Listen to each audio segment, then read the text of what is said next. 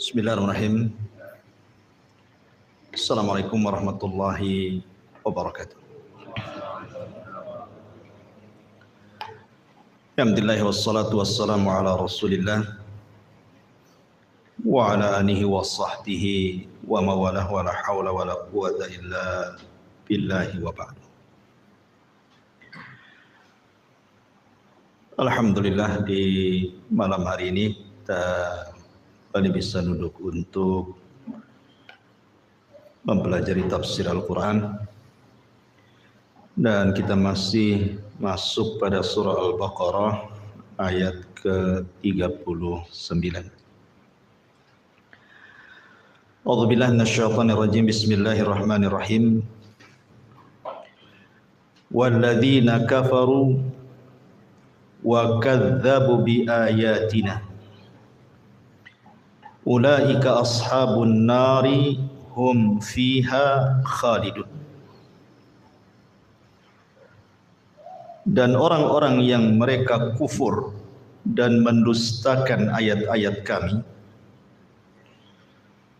maka mereka adalah penduduk neraka dan mereka akan kekal di dalamnya selama-lamanya.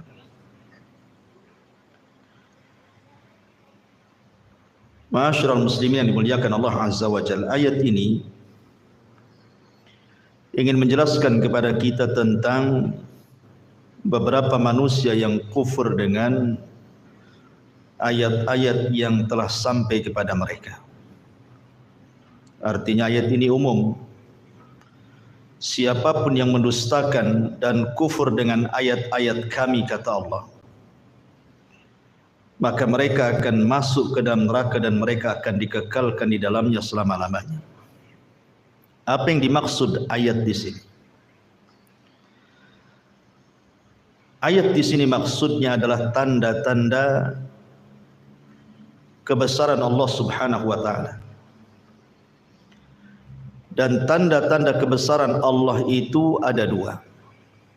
Ada yang disebut dengan ayat kauni, dan ada yang disebut dengan ayat syar'i.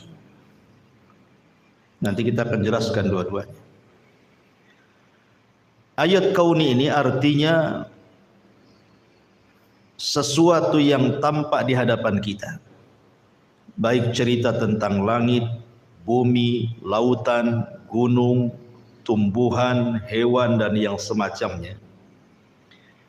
Bahkan tubuh kita sendiri, itu adalah tanda-tanda kebesaran Allah Azza wa Jalla, bahwa di sana ada Sang Pencipta yang menciptakan alam semesta ini, termasuk juga kita. Adapun ayat-ayat syar'i, ya maksudnya Al-Quran dan juga hadis-hadis Nabi SAW yang menunjukkan tentang keesaan Allah Subhanahu wa taala. Kita akan bentangkan dua perkara ini. Ma'asyiral muslimin yang dimuliakan Allah Subhanahu wa taala. Pertama kita bicara tentang ayat-ayat syar'i. Kita tahu bahwa alam semesta ini tidak mungkin tercipta begitu saja. Pasti ada yang menciptakan. Bagi orang-orang yang berfikir, tentu akan langsung percaya bahwa alam ini tidak mungkin tidak kecuali ada yang menciptakannya. Di dalam Al-Quranul Karim banyak sekali ayat-ayat yang menjelaskan tentang ciptaan Allah ini, dan baru kemudian tersingkap hari ini menunjukkan kebenaran Al-Quran itu sendiri. Kita contohkan beberapa perkara. Di dalam Al-Quran Allah Subhanahu wa taala mengatakan, wa fil ardi qita'un mutajawiratun wa jannatu min a'nabin wa zar'un wa nakhilun sinwanun wa ghairu sinwanin yusqa bima'in wahid nufaddilu ba'daha ala ba'din fil ukuli Inna fi dzalika laayatil liqaumi ya'qilun. Dan di bumi terdapat bagian-bagian yang berdampingan. Kebun-kebun anggur, tanaman-tanaman, pohon kurma yang bercabang dan yang tidak bercabang, disirami dengan air yang sama, tetapi kami lebihkan tanaman yang satu dari yang lain dalam hal rasanya. Sungguh pada yang demikian itu terdapat tanda-tanda kebesaran Allah bagi orang-orang yang mengerti. Perhatikan antum di sekitar kita ini. Di sekitar kita kan banyak tuh pepohonan tuh berbagai macam jenis. Ada mangganya, ada rambutannya, ada durennya, ada salaknya, macam-macam lah buah-buahan itu. Ketika Allah Subhanahu wa taala turunkan hujan, yang turun itu airnya sama. Dari langit itu sekali turun hujan kan, yang menyirami di sini juga sama dengan yang menyirami di sana. Anggap saja satu kota Batam ini hujan. Berarti air hujan yang di sini juga sama dengan air hujan yang di Batu Aji, yang di Bengkong, yang di Nagoya, yang di Jodo, sama saja. Tapi ketika kemudian air itu menumbuhkan tumbuhan, kemudian menumbuhkan pepohonan dan berbuah, kok rasanya beda? Kan beda tuh rasanya. Jangan lagi cerita berbeda pohon. Satu pohon mangga saja kadang-kadang beda rasa. Padahal dialiri dan disirami dengan air yang sama kan. Pertanyaannya, siapa yang membuat cita rasa yang berbeda itu? Kalau bukan Allah Subhanahu wa taala. Berarti kan ada yang membuat buah-buahan itu berbeda rasa. Mungkin satunya agak kecut, satunya masam, satunya manis, satunya bercampur aduk nano-nano, kan begitu ya. Kan berbeda-beda. Pertanyaannya, siapa yang ngasih rasa kok beda-beda? Itu satu pohon, jangan cerita banyak pohon. Dan banyak jenis gitu kan. Berarti kan ada itu yang meletakkan rasa dalam buah-buahan yang kita makan itu. Siapa yang meletakkannya? Kalau bukan Allah Subhanahu wa taala. Menunjukkan bahwa di sana ada tanda-tanda kaun bahwa ada sang pencipta alam semesta ini. Contoh yang lain. Dalam surah An-Nahl ayat 15 Allah mengatakan, "Wa alqa fil ardi rawasiya an tamida bikum wa anharan wa subulan la'allahum tahtadun." Dan dia menancapkan gunung di bumi agar bumi itu tidak goncang bersama kalian. Dan dia menciptakan sungai-sungai dan jalan-jalan agar kamu mampu mendapatkan petunjuk. Ketika ayat ini turun, kan belum ada penelitian. Di zaman itu belum ada alat-alat. Di zaman Nabi SAW ketika ayat ini turun kan. Dari mana taunya gunung itu menjadi pasak bumi coba? Baru tersingkap hari ini kan itu dengan berbagai macam alat bahwa kalau seandainya di bumi tidak ada gunung yang menancap, tentu bumi ini akan goyang. Ya. Dan bagian dalam bumi gunung itu jauh lebih besar dibandingkan gunung yang keluar dari bumi. Supaya apa coba? Supaya menjadi pasak bumi. Artinya ketika bumi diciptakan tanpa gunung itu bumi bergoncang. Ketika Allah kemudian ciptakan gunung dan ditancapkan ke bumi, maka bumi menjadi stabil. Kemudian Allah ciptakan sungai-sungainya, Allah ciptakan jalan-jalannya supaya kita tahu mana jalan, mana sungai. Siapa yang menciptakan seperti ini kalau bukan Allah Subhanahu wa taala? Manusia tidak bisa menciptakan seperti ini. Bisa manusia menciptakan gunung? Enggak ada. Ya. Ini juga tanda bahwa di sana ada sang pencipta alam semesta. Kemudian juga ayat yang sangat pendek. Allah Subhanahu wa taala mengatakan, "Wa fi anfusikum afala tubsirun." Bahkan dari badan kalian sendiri itu ada tanda-tanda kebesaran Allah kalau kalian mau melihat. Nabi SAW pernah mengatakan dalam sebuah hadis yang dikeluarkan Imam Muslim, innahu khuliqa kullu insanin min bani adam ala sittin wa thalathina mi'ati mafsilin faman kabbarallaha wa hamidallaha wa hallalallaha wa sabbahallaha wa astaghfarallaha wa azala hajaran an tariqin nasi aw syaukatan aw adaman an tariqin nasi wa amara bima'rufin aw naha an munkarin adada tilka sittin wa thalathimi'ati sulama. Sesungguhnya setiap manusia dari anak cucu Adam ini terlahir dengan 360 rangkaian persendian. Maka barang siapa yang bertakbir, bertahmid, bertahlil, bertasbih serta mohon ampunan kepada Allah, menyingkirkan bebatuan, duri-duri atau tulang belulang dari jalan yang biasa dilewati manusia, serta menyuruh kepada yang ma'ruf, mencegah dari yang mungkar, sebanding dengan 360 jumlah persendian itu. Pertanyaannya, kapan Rasul menghitung persendian orang? Sebanyak 360 persendian itu. Ternyata hari ini dunia kesehatan dokter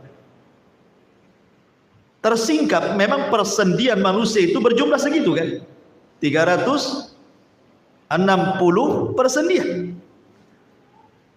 Nabi SAW tahu dari mana coba? Kan belum menghitungnya kan, di zaman itu kan belum ada peralatan. Kok tahu jumlahnya segitu? Kalau bukan Allah yang memberitahu.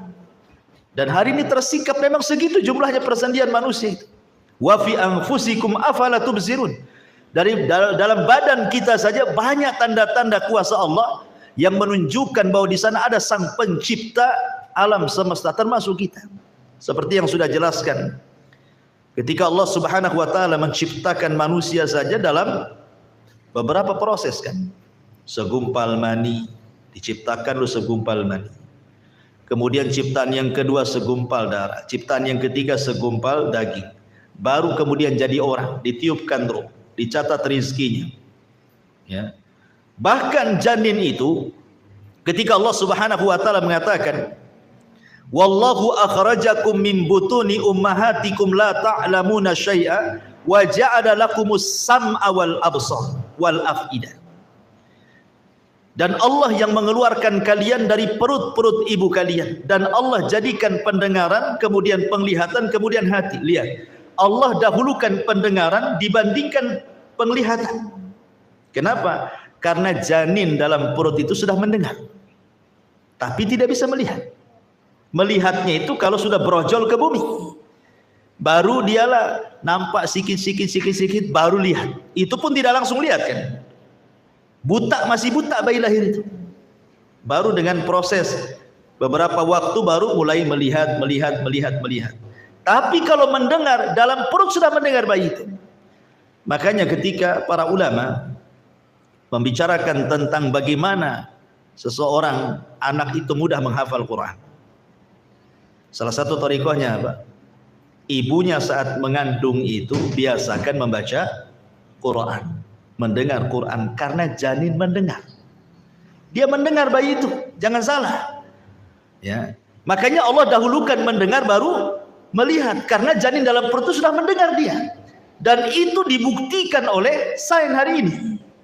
Dia bisa mendengar. Makanya kalau saat kemudian istri antum hamil, kemudian hari-hari baca Quran, hari-hari dengar Quran, sehingga si janin itu mendengar ketika dia berojol itu sudah ada gambaran tuh. Tapi kalau istri antum lagi hamil yang didengar dangdutan kan itu, kemudian jazz, rock, macam-macam, reggae-nya gitu, ya keluar ya jadi seperti itulah, loncat-loncat jadi. Masyaallah muslimin yang dimuliakan Allah Azza wa Jalla. Ini kan tersingkap, makanya Allah mengatakan wa fi anfusikum afala tubsirun.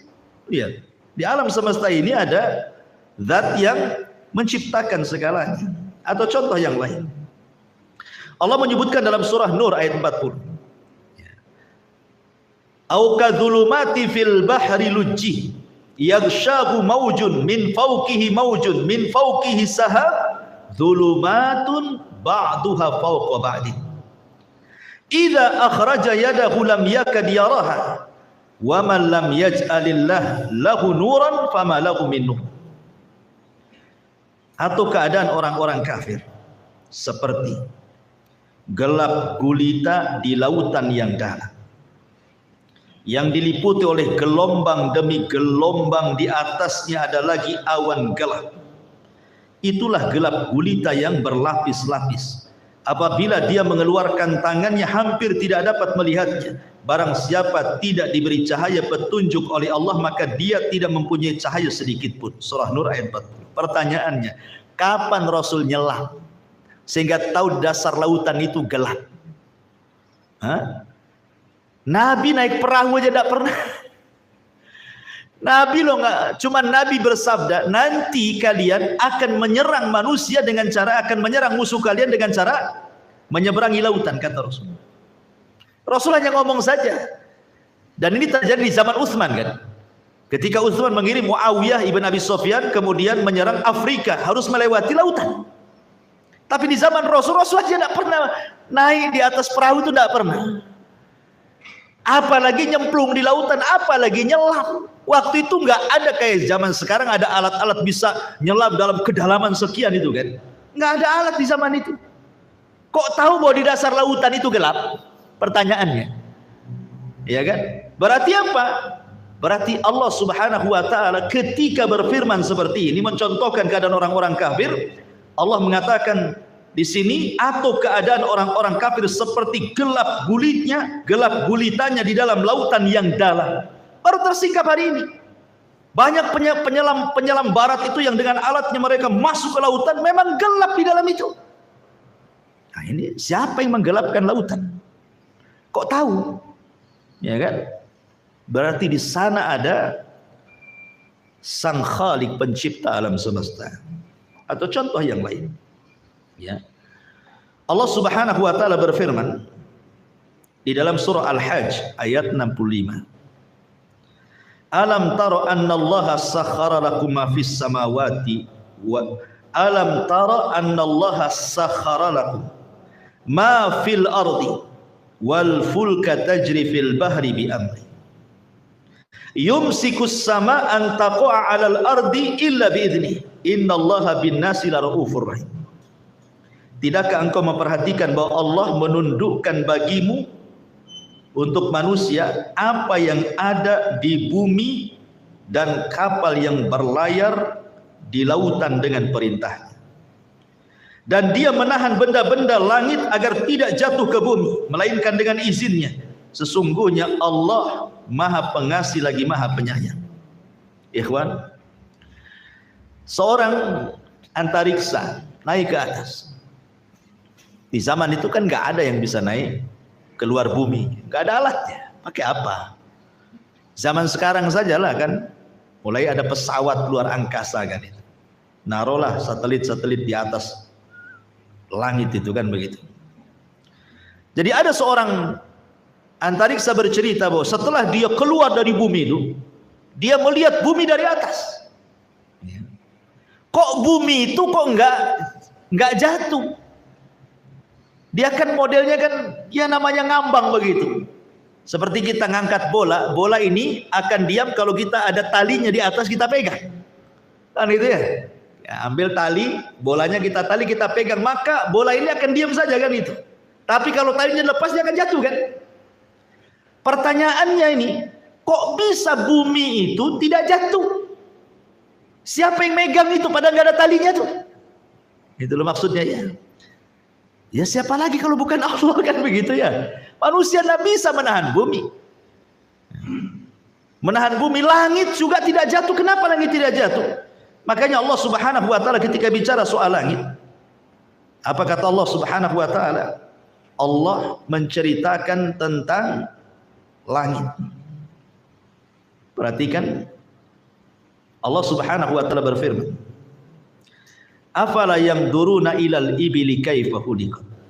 Tidakkah mereka memperhatikan unta bagaimana diciptakan? Wa ilas sama kaifa rufi'at, dan langit bagaimana ditinggikan. Langit itu ikhwan dalam bentuk bangunan. Langit kan bangunan. Ya, wassama banainah, dan langit itu kami bangun. Jadi langit itu bukan awan, dia bangunan. Ya. Kalau saya analogikan itu, antum buat rumah di dak. Ya. Pertanyaannya, nih kalau kita ngedak rumah nggak ada tiangnya, roboh nggak daknya? Roboh. Karena kita bisa ngedak itu kan ada tiangnya tuh. Pertanyaannya, kenapa langit tidak jatuh? Dan antum keliling bumi tidak ada tiang yang menyanggah langit. Siapa yang menyanggahnya gitu maksudnya? Tentu jawabannya adalah Allah. Makanya Allah mengatakan dalam surah Ar-Ra'd ayat 2-3, Allahul ladzi rafa'as samawati bighairi amadin tarawunaha. Allah yang meninggikan langit tanpa tiang sebagaimana yang kamu lihat hari ini. Keliling dunia cari tiang langit yang akan ketemu. Di mana tiangnya? Kok langit nggak roboh padahal dalam bentuk bangunan? Siapa yang menahannya? Allah. Nah, gitu. Bahkan ada seorang yang naik ke langit antariksa, orang-orang antariksa itu, astronot naik ke langit, menceritakan tentang ada bintang yang mengetuk-ngetuk pintu langit. Heran dia. Kita orang Islam tidak heran karena Allah mengatakan was-sama'i wat-thariq. Ya. Was-sama'i wat-thariq. Quran sudah mengatakan memang ada bintang yang mengetuk-ngetuk kan begitu ya. Nggak perlu diteliti pun kita yakin. Tetapi dengan adanya penelitian itu makin yakin bahwa di sana ada sang pencipta Allah Subhanahu wa taala, dan itu kebesaran dari tanda-tanda Allah, tanda-tanda kebesaran Allah Subhanahu wa taala. Bahkan ada satu ayat di dalam surah Al-Anbiya 30. Allah mengatakan awalam yaral ladzina kafaru annas samawati wal arda kanata ratqan fafataqnahuma wa ja'alna minal ma' kulla syai'in hayyin afala yu'minun. Dan apakah orang-orang kafir itu mengetahui bahwa langit dan bumi keduanya dahulu itu menyatu, kemudian kami pisahkan antara keduanya dan kami jadikan segala sesuatu yang hidup berasal dari air, maka mengapa mereka tidak beriman? Antum pernah mendengar teori Big Bang? Pernah kan? Ya, teori Big Bang. Ya. Di sini Al-Quran sudah menjelaskan. Tanpa ada teori itu, Al-Quran sudah menjelaskan teorinya di sini. Dulu langit dan bumi itu nyatu. Makanya ada istilah ratkun wa fatkun wa falkun. Nah, ulama mengistilahkan seperti itu. Ratkun, fatkun, falkun. Kul a'udzu birabbil falak, falkun. Apa maknanya? Pertama, langit dan bumi itu ratkun, dia nyatu. Kemudian terjadi Big Bang, pecah, blar, pisahlah langit dan bumi. Kemudian falkun, kul a'udzu birabbil falak. Falak itu apa? Terbelah. Karena sesuatu yang tumbuh itu awalnya terbelah. Ya kan? Antum nanam biji, terbelah dulu biji itu, baru tumbuh. Apapun yang tumbuh itu pasti terbelah dulu. Ini teori, ya kan? Termasuk manusia keluar pun ya terbelah dulu kan gitu.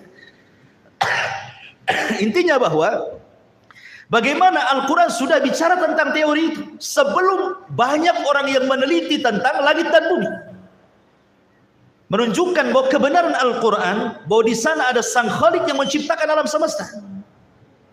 Ini disebut ayat namanya. Ayat kauni. Ma'asyiral muslimin yang dimuliakan Allah Subhanahu wa taala. Kemudian juga Allah Subhanahu wa taala mengatakan dalam Al-Qur'an, "Alladzi khalaqas sab'a samawatin tibaqa. Ma tara fil khalqir rahmani min tafawut. Farji'il basar hal tara min futur." Yang menciptakan 7 langit, 7 lapis langit, dia tidak akan kamu lihat sesuatu yang tidak seimbang pada penciptaan Allah itu. Jadi ketika Allah menciptakan langit dan bumi itu semua seimbang. Bahkan bukan hanya langit dan bumi, kita aja dibuat seimbang. Tangan itu tidak ada panjang sebelah. Maksudnya orang sehat lah kan itu ya. Mata itu tidak ada yang kemudian tidak sejajar. Nggak mungkin satu di pipi, satu di atas. Kayak apa tuh bentuknya? Kaki juga sama. Sebab kaki kalau panjang sebelah susah jalan tuh. Artinya bahwa dalam badan kita aja seimbang. Allah seimbangkan semuanya. Jari-jari loh kiri kanan sama. Seimbang semuanya. Apa langit dan bumi Allah seimbangkan dengan 7 lapis langitnya dengan 7 lapis buminya. Allah buat seimbang. Dan itu tidak bisa dilakukan siapapun kecuali Sang Khalik pencipta alam semesta. Ma'asyiral muslimin yang dimuliakan Allah Subhanahu wa taala. Kemudian Allah mengatakan juga di dalam Al-Qur'an, "Huwallazi ja'ala asy-syamsa diya'an wal qamara nuran wa qaddarahu manazila li ta'lamu 'adada as-sinina wal hisab. Ma khalaqallahu dzalika illa bil haqq." Yufassilul ayat liqaumi ya'lam. Dialah yang menjadikan matahari bersinar, bulan bercahaya, dan dialah yang menetapkan tempat-tempat orbitnya agar kamu mengetahui bilangan tahun dan perhitungan waktu. Allah tidak menciptakan demikian itu melainkan dengan benar. Dia menjelaskan tanda-tanda kebesarannya kepada orang-orang yang mengetahui. Lihat, siapa yang menciptakan matahari sehingga mampu menerangi alam semesta? Makanya sering saya katakan, walaupun satu PLN, siapa yang bisa menerangi satu bumi ini dengan PLN? Gak akan bisa. Gak ada ceritanya. Tapi satu matahari bisa terang semuanya, masuk ke rumah-rumah, masuk ke gua-gua, ke gorong-gorong, ke ya Allah, ini nikmat dari Allah. Siapa yang membuat cahaya sebesar itu gitu ya matahari, sehingga satu matahari bisa menerangi satu bumi, itu kan luar biasa. Sementara listrik aja tidak bisa menerangi seterang matahari. Contohnya malam hari, nah, semua diterangkan, ya nggak seterang matahari juga kan gitu. Lah siapa yang menciptakan cahaya sehebat itu kalau bukan Allah yang menciptakannya? Sampai-sampai Allah Subhanahu wa taala menantang di dalam Al-Qur'an itu ya. Apa tantangan Allah Subhanahu wa taala? Allah mengatakan, "Qul ara'aitum in ja'alallahu 'alaikumul laila sarmadan ila yaumil qiyamah man ilahun ghairullah ya'tikum bidiya'in afala tasma'un." Qul ara'aitum in ja'alallahu 'alaikumun nahara sarmadan ila yaumil qiyamah man ilahun ghairullah ya'tikum bilailin taskununa fihi afala tubsirun. Bagaimana pendapat kalian, kata Allah, kalau seandainya Allah jadikan malam terus sampai kiamat? Adakah di antara makhluk selain daripada Allah yang mampu mendatangkan terang? Tidakkah kau mendengar? Ataukah kami jadikan malam terus, ataukah kami jadikan siang terus sampai kiamat nggak ada malamnya? Apakah di sana ada Tuhan selain Allah yang mampu mendatangkan gelap kalau kalian melihat?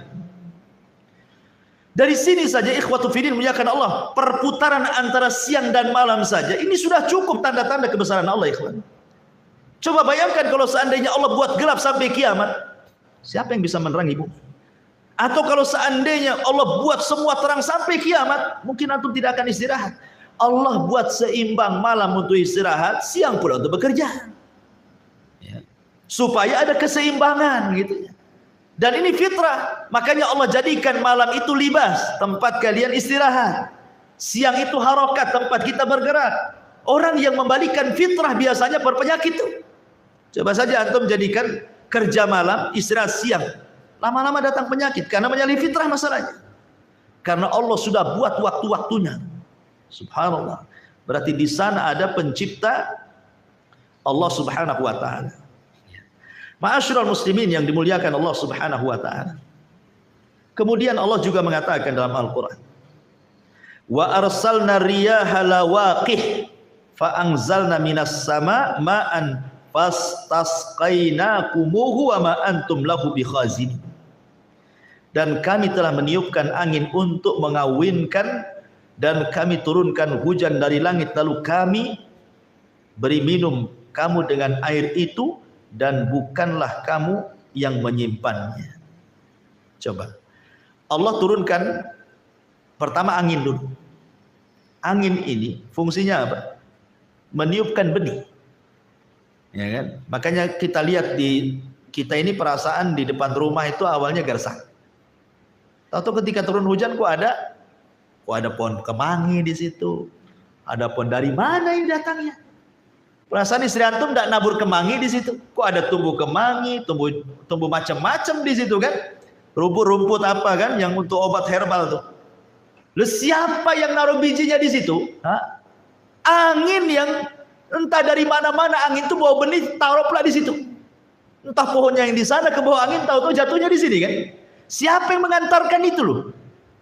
Angin. Siapa yang memutarkan angin? Allah. Gitu maksudnya.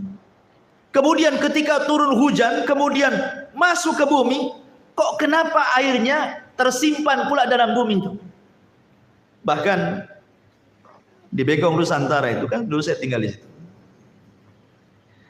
Kan itu bukit tuh ke atas Bekong Nusantara itu. Saya gali sumur, di rumah itu kan tinggi. 5 meter sudah ada air. Kemudian di bawah lagi yang jalan tuh pada kalau di meter tuh dari jalan bawah ke atas itu maulah 100 meter lebih tuh nanjaknya.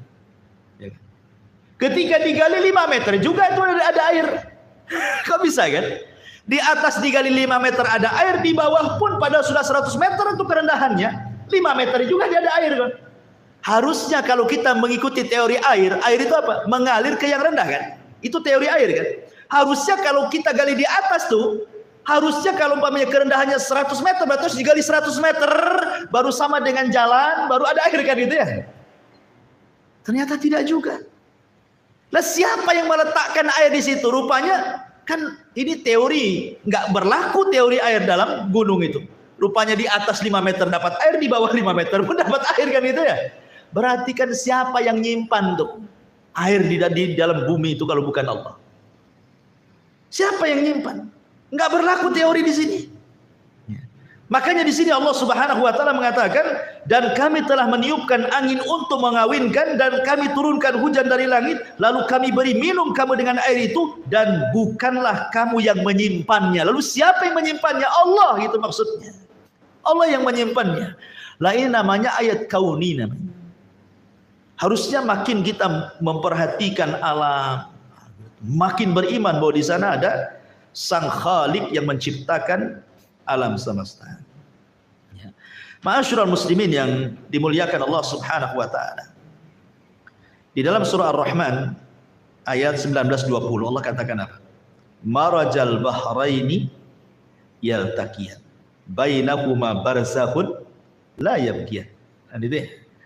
Dia membiarkan dua lautan mengalir yang kemudian keduanya bertemu. Di antara keduanya ada batas yang tidak dilampaui oleh masing-masing. Ada sebagian laut itu ikhwan, padahal satu lautan, airnya juga satu menjadi satu, tetapi ada sebagian lautan itu terbelah airnya, yang sebelah sini asin, yang sebelah ini tawar pula. Padahal kan satu tuh. Antum contohkan nih, antum ambil air taruh di jolang, kemudian antum tabur garam, pasti asin semua, pasti asin semua kan? Ya. Tapi ada lautan itu ikhwan, itu satu lautan kok bisa dipisah, yang sebelah sini asin, yang sebelah sini tawar gitu kan?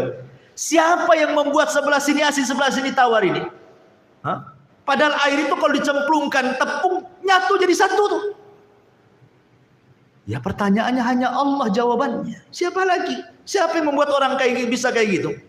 Kalau kita manusia paling ya kita dinding lah. Kan gitu, kita kasih dinding kan itu. Baru sini taburi garam, yang sini tidak. Barulah itu satu tawar satu asin kan. Tapi mana ada dinding di situ? Makanya Allah mengatakan marajal bahraini yaltaqiyan bainahuma barzakhun la yabghiyan. Ya, dia membiarkan dua lautan mengalir yang kemudian keduanya bertemu, padahal bertemu tuh airnya tuh. Di antara keduanya ada batas. Siapa yang membatasi satu asin satu tawar itu?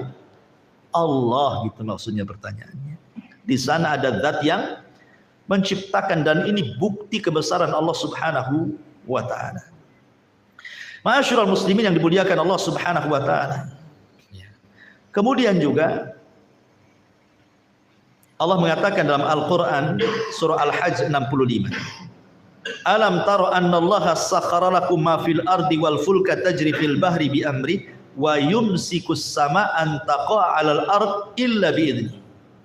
Tidakkah engkau memperhatikan bahwa Allah menundukkan bagimu manusia apa yang ada di bumi dan kapal yang berlayar di lautan? Secara logika ikhwan, perahu itu di zaman Rasul kan, sekali lagi Rasul tidak pernah melihat lautan. Tetapi Rasul membawakan ayat ini. Bahwa manusia nanti semakin ke depan akan buat kapal. Ya.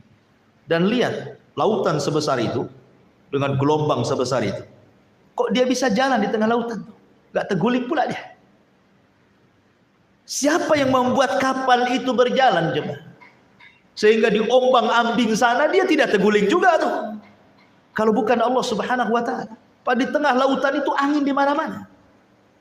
Ya, belum lagi hewan-hewan laut kan itu ya. Dan berbagai macam bahaya tuh di lautan itu. Tetapi banyak perahu yang berlayar dengan tenang, bisa mengangkut barang dari satu daerah ke daerah berikutnya. Itu lautan. Pesawat terbang lagi. Di zaman Nabi mana ada pesawat terbang? Siapa yang menerbangkan? Ma'asyiral muslimin yang dimuliakan Allah Subhanahu wa taala, intinya bahwa semua ayat-ayat kaun ini sudah dijelaskan di dalam Al-Qur'anul Karim, dan ini harusnya semakin yakin bahwa di sana ada Sang Khalik, pencipta yang menciptakan langit dan bumi. Pergantian ada siang, ada malam gitu ya. Dan begitu seterusnya, gunung, kemudian pantai, kemudian hewan-hewan di lautan tuh. Coba antum lihat hewan-hewan di lautan tuh kan macam-macam tuh bentuknya, macam-macam warnanya. Siapa yang ngecat ikan sebanyak itu? Hah? Siapa yang milok? Antum tahu pilok? Apa satu-satu dipilok, cemplungkan. Ada gitu. Siapa yang ngasih warna coba macam-macam? Ada satu ikan kayak pelangi banyak warnanya itu. Cemana miloknya? Ditutup dulu seperti segini. La ilaha illallah. Ini menunjukkan bahwa ini ciptaan Allah. Kalau manusia tidak bisa tuh milok ikan sebanyak itu kan gitu, yang ngecat ikan sebanyak itu, lautan mana ada yang bisa? Ya. Kemudian tumbuh-tumbuhan, ada yang pohonnya besar, buahnya kecil, ada pohonnya kecil, buahnya besar kan itu ya. Macam-macam rasa, macam-macam warna, macam-macam besar kecilnya. Itu semua Allah yang ciptakan. Lah ini yang dimaksud ayat yang pertama, ayat Al-Kauni namanya. Ya. Adapun yang kedua disebut ayat syar'i. Ya, kedua ini disebut ayat syar'i. Ayat syar'i ini Al-Qur'an. Ini ayat syar'i namanya Al-Qur'an. Ya. Al-Qur'an ini ikhwan, kenapa dikatakan ayat syar'i? Karena Allah Subhanahu wa taala menyebut 3 tantangan dalam Quran. Pertama disebutkan dalam surah Al-Isra ayat 88. Allah katakan, "Qul la in istama'atil insu wal jin ala an ya'tu bimithli hadzal Qur'an la ya'tuna bimithlihi walau kana ba'duhum li ba'din dhahira." Sesungguhnya jika manusia dan jin berkumpul, semua manusianya, mulai orang bodohnya sampai profesornya, kumpullah satu dunia ini. Dari yang tidak pandai meneliti sampai penelitinya, yang pakar-pakar sains yang macam-macam, kumpul kalian. Ya. Jinnya sekalipun, yang profesor jinnya kumpul sekalipun, untuk mendatangkan serupa dengan Al-Quran, kata Allah, niscaya mereka tidak akan dapat membuat serupa dengan Al-Quran, sekalipun sebagian mereka menjadi pembantu bagian lainnya, sekalipun mereka sepakat kompak untuk membuat semisal Quran, tidak akan mampu. Oke lah, kalau Quran sih ketebalan. Sekarang kita kurangi, jangan satu Quran, 10 surat saja dalam Quran. Allah mengatakan dalam surah Hud ayat 13-14, am yakuluna iftara qul fa'tu bi asyri suwarin mithlihi muftarayat wad'u man istata'tum min dunillah in kuntum shadiqin fa illam yastajibu lakum fa'lamu annama unzila bi ilmillah wa an la ilaha illahu fahal antum muslimun. Bahkan mereka mengatakan Muhammad telah membuat-buat Al-Quran, katanya. Katakan ya Muhammad kepada orang yang mengatakan seperti ini, datangkan 10 surat serupa dengan Al-Quran. Panggil orang-orang yang kamu sanggup selain daripada Allah, jika kamu memang orang-orang yang benar. Jika mereka yang kamu seru itu tidak menerima seruanmu itu, maka ketahuilah sesungguhnya Al-Quran itu diturunkan dengan ilmu Allah, dan bahwasanya tidak ada Tuhan selain Dia, maka maukah kamu berserah diri? Lihat, okelah mendatangkan satu Quran ketebalan.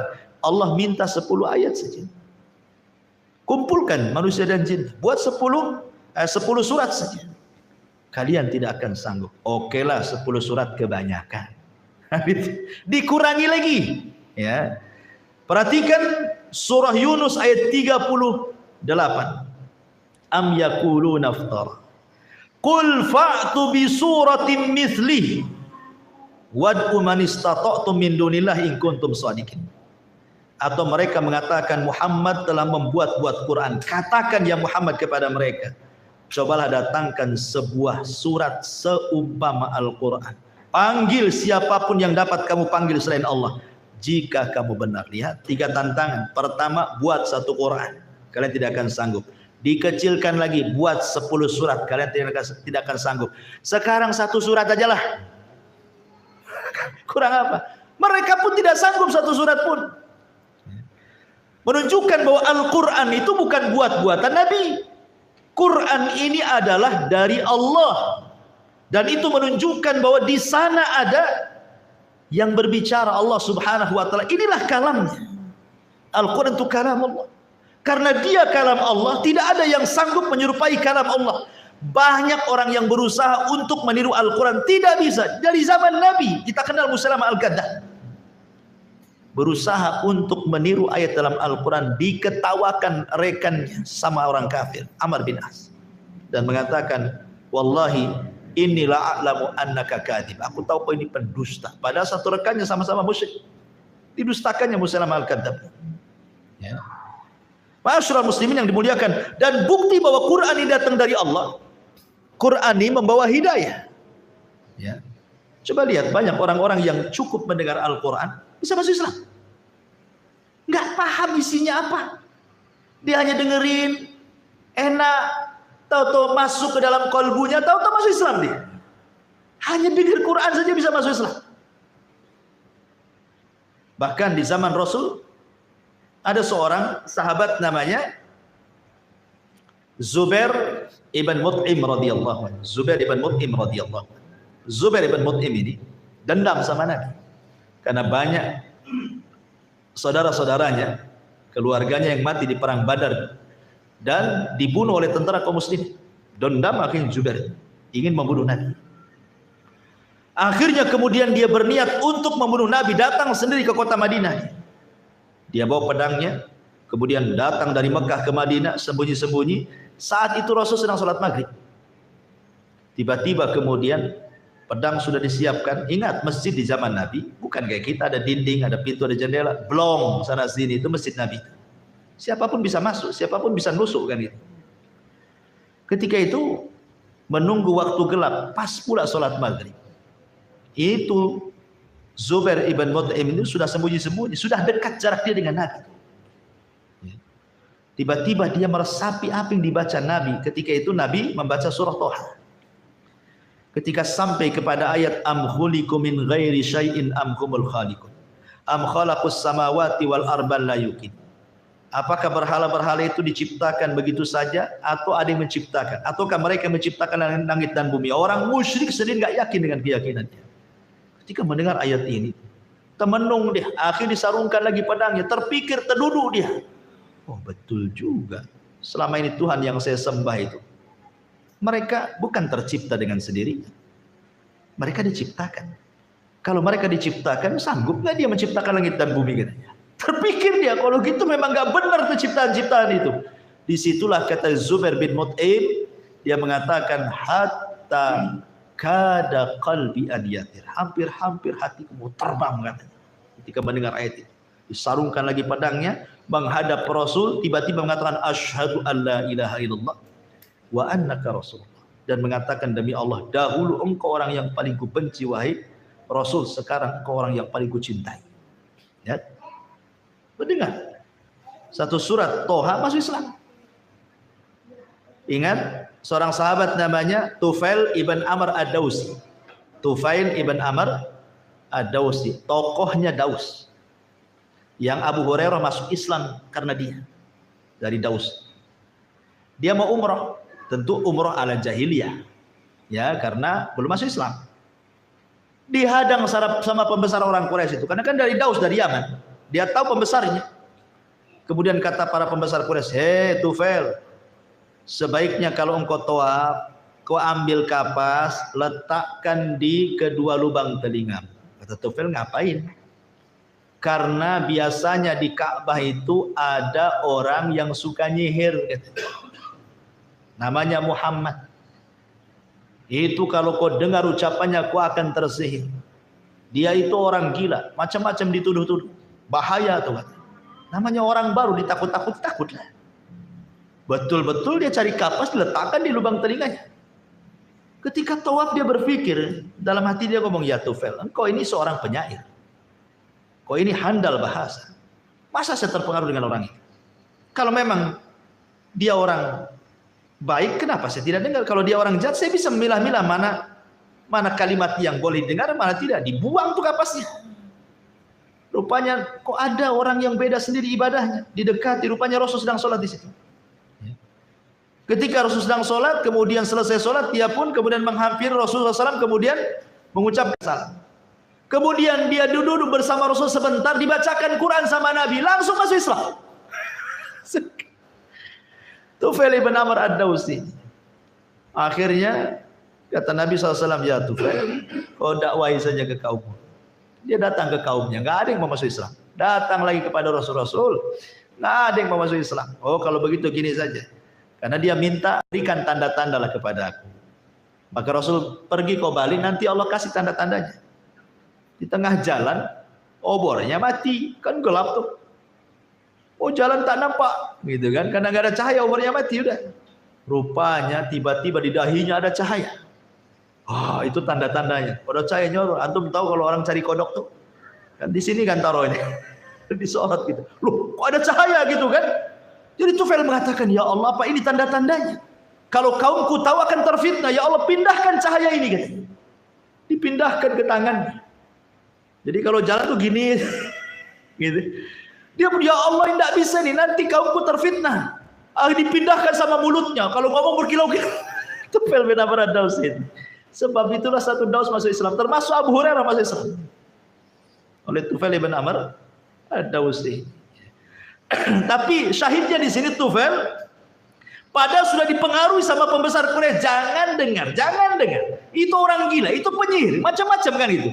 Sudah takut-takut itu, tapi namanya hidayah milik Allah, ikhwan. Ketika sekali duduk tertarik masuk Islam, kan luar biasa tuh. Ya. Itulah daya tarik Al-Quran. Bahkan para pembesar Quraisy sendiri, ikhwan, seperti sekelas Abu Jahal, siang saja mereka jadi musuh Nabi. Kalau malam, pura-pura juga mereka dekat-dekat Nabi untuk mendengarkan Quran. Jangan salah, Abu Jahal itu galaknya siang saja. Kalau malam dia cari Nabi. Nabi ada di mana nih? Oh, lagi sholat di situ. Didatangi, diintip, sembunyi di semak-semak sambil dengarkan Rasul lagi ngaji dalam sholat malam.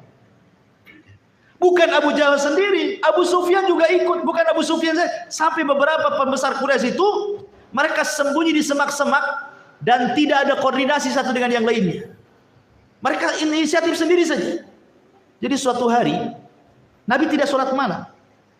Ya. Akhirnya kemudian karena mereka sering sembunyi di situ, karena Nabi ditunggu-tunggu tidak datang, kecewa, pulang papasan pula sama kawan-kawan. Loh, kamu kok di sini, katanya kan? Akhirnya sepakatlah para pembesar, kita jangan datang kemari lagi. Ini kalau tahu kaum kita bahaya. Sudah sepakat. Tapi Quran itu narik orang. Ya, besoknya datang lagi, padahal sudah sepakat tidak akan datang. Datang lagi si Abu Jahal itu. Tidak ada koordinasi lagi. Subhanallah. Malam mereka dengan Quran, siang pula jadi musuh Nabi. Begitulah Al-Quran. Kalam Allah. Karena ini bukan kalamnya Rasulullah, ini kalam Allah. sehingga membuat daya tarik, dan itulah disebut dengan ayat namanya.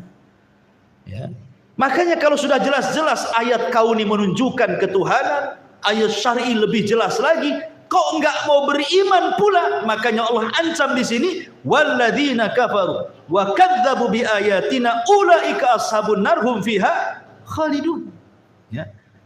Orang-orang kafir atau orang-orang yang kufur dan mendustakan ayat-ayat kami, maka mereka termasuk ashabun nar. Mereka akan dimasukkan ke dalam neraka. Hum fiha khalidun. Karena telinga mereka sudah tuli, pandangan mereka sudah buta. Summun bukmun umyun fahum la yarjun. Coba ayat kauni saja di depan kita, masa enggak berpikir bahwa di sana ada sang pencipta selain Allah. Makanya pernah saya ceritakan tentang kisah Abu Hanifah kan, yang berdebat dengan orang ateis, ya kan? Yang sederhana saja alasan Abu Hanifah. Kata Abu Hanifah, maaf saya telat datang ketika dalam perdebatan depan hakim. Ya, harusnya pagi datang sore, kata Abu Hanifah. Maaf saya telat. Kenapa? Karena di tengah jalan ada peristiwa yang menurut saya aneh sekali. Kalau mau dengar saya ceritakan gitu. Ceritakan aja lah katanya. Ya. Abu Hanifah mengatakan begini, saya ke tempat Anda berdebat ini harus melewati sungai. Ya. Sementara perahu tak ada. Jadi saya nunggulah perahu itu. Ketika menunggu perahu, kok aku lihat ada pohon tumbang sendiri. Kemudian terserut sendiri. Kemudian setelah terserut sendiri, kemudian terangkai jadi kapal sendiri. Aku pun naik di atas kapal, tiba-tiba kapal itu berjalan sendiri. Sampai mengantarkan aku ke sini katanya. Oh, kata orang ateis ini, kau ini ya sudah telat, dusta lagi katanya. Sebenarnya perdebatan sudah selesai. Kenapa? Orang ateis kan mengingkari tidak ada pencipta. Tetapi dia mengatakan dusta kepada Abu Hanifah. Yang enggak mungkin lah Abu Hanifah. Pasti ada yang nebang, pasti ada yang nyerut, pasti ada yang buat kapal, pasti ada nahkodanya. Loh, kalau pohon saja enggak mungkin jadi perahu kecuali yang nebang. Lah, alam semesta ini masa enggak ada penciptanya? Gitu loh sederhananya gitu ya. Ya. Sebenarnya Abu Hanifah ketika mereka mengingkari sudah selesai debatnya tuh. Kan sudah kalah mereka. Dan orang ateis itu kan mengingkari tidak ada Tuhan kan. Ya enggak mungkin, mustahil lah. Itu mereka sendiri mengatakan mustahil, kok ada pohon tertebang sendiri, terserut sendiri, terangkai kapal sendiri, jalan sendiri, kan mustahil. Loh, kalau masalah sepele, masalah kapal saja mustahil kecuali ada yang buat. Ini masalah langit, masalah bumi, masalah lautan, masalah gunung, masalah hutan. Masa tiba-tiba begitu saja? Ya, pasti ada penciptanya. Masyarul muslimin, makanya kenapa kalau kita lihat orang-orang yang di hutan belantara sana, orang-orang primitif lah kita katakan ya, orang-orang yang telanjang pakai koteka, zaman baheula lah, zaman sekarang enggak lah ya kan, udah pakai baju kan itu. Coba lihat orang di tengah hutan sana. Kenapa mereka ada yang menyembah pohon, ada yang menyembah lembah, ada yang menyembah binatang, macam-macam disembah itu dalam hutan. Ya kan? Karena fitrah mereka itu menolak kalau tidak ada Tuhan di alam semesta ini. Fitrah mereka itu menolak, pasti ada Tuhan. Cuman karena tidak terbimbing dengan wahyu, akhirnya segala macam disembah oleh dia. Tapi fitrah bahwa ada sesembahan itu ada dalam hati mereka kan. Cuman salah bahasa saja mereka itu. Coba kalau seandainya datang ustadz ke mereka, kemudian diajarkan Quran, benar dia cara menyembahnya. Karena ustadz tak sampai, Quran tak sampai, akhirnya terpikirlah, oh jangan-jangan Tuhan itu sesuai dengan yang mereka pikirkan, sesuai dengan yang mereka lihat, sesuai dengan yang mereka dengar. Akhirnya terbayang Tuhan kayak gini, itu yang mereka sembah. Kan begitu logikanya kan? Ya. Sehingga akhirnya ketika Tuhan itu dipikirkan sesuai yang dipikirkan, yang dipandang, yang dilihat, yang didengar, akhirnya datanglah beragam Tuhan. Kata orang ini mengatakan, oh Tuhan itu orang, dibentuklah kayak orang. Yang lain mengatakan, enggak, dia seperti binatang, dibuatlah kayak binatang. Enggak, Tuhan ini kayak pohon, dibuatlah kayak pohon. Nah, namanya cara berpikir orang beda-beda kan itu. Ya. Ketika salah menetapkan Tuhan, salah pula cara penyembahnya. Oh, nyembah Tuhan itu harus ambil lidi dibakar. Ah, itulah nyembah. Yang lain enggak, Tuhan enggak suka gitu, dia suka buat, taruhlah sesajen buah-buahan gitu. Macam-macam orang itu kan. Karena sudah salah dari awal menetapkan Tuhan, berakhir salah menyembahnya. Alhamdulillah kita ini umat Islam. Ada bimbingan dari Rasulullah. Dengan datangnya Quran, dengan datangnya hadis-hadis sahih menjelaskan siapa Tuhan kita dan bagaimana cara penyembahnya, sehingga lurus dengan fitrah kita. Kullu maulud yuladu 'alal fitrah. Ya. Jadi intinya bahwa kenapa Allah kemudian sediakan neraka dan dikekalkan di dalamnya bagi orang yang kufur dan mendustakan ayat-ayat? Karena ayat-ayat Allah itu sangat jelas, sangat gamblang. Baik ayat yang nampak di depan kita ataupun yang ada di Quran. Kok masih kufur gitu maksudnya? Ya keterlaluan lah. Makanya Allah mengatakan walladzina kafaru wa kadzdzabu bi ayatina ulaika ashabun nar hum fiha khalidun. Iya, sudah setengah 10 ikhwan. Ya, sudahlah sampai di sini saja. Mudah-mudahan ada manfaatnya. Insyaallah kita ketemu di lain kesempatan. Subhanakallahumma bihamdika asyhadu an la ilaha illa anta astaghfiruka wa atubu ilaik. Allahu ta'ala. Assalamualaikum warahmatullahi wabarakatuh.